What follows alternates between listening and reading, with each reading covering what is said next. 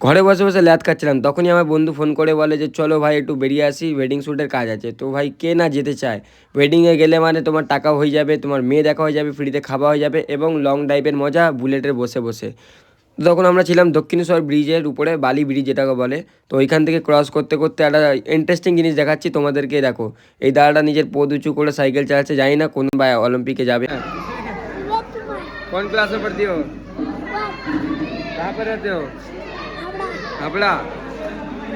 তো আমরা এসে খাওয়া দাওয়া করার পর আমাদের কাজটা স্টার্ট হয়ে গেছে, আর এখানটায় রিচুয়ালসগুলো হচ্ছিলো। তো আমি ঠিকভাবে ক্যামেরাটা করতে পারছিলাম না, মানে নিজের ফোনের ব্লগটা কন্টিনিউ করতে পারছিলাম না, যেহেতু ওখানে চাপ ছিল অনেক, আর অনেক অনেক ক্রাউড ছিল গাইজ, এখানটায় বিশাল ক্রাউড ছিল। তারপর বিয়ে শুরু হয়েছিল, আর নন বেঙ্গলি বিয়ে যেহেতু ভাই সারা রাত ধরে হয়, তো অনেকটা কষ্ট হয়ে গেছিলো। তো বিয়ে এখানে কন্টিনিউ হতে যাচ্ছে, আর এখানে আমি টায়ার্ড হয়ে গেছিলাম, তাই জন্য সাইডে চলে আসলাম রেস্ট নিতে।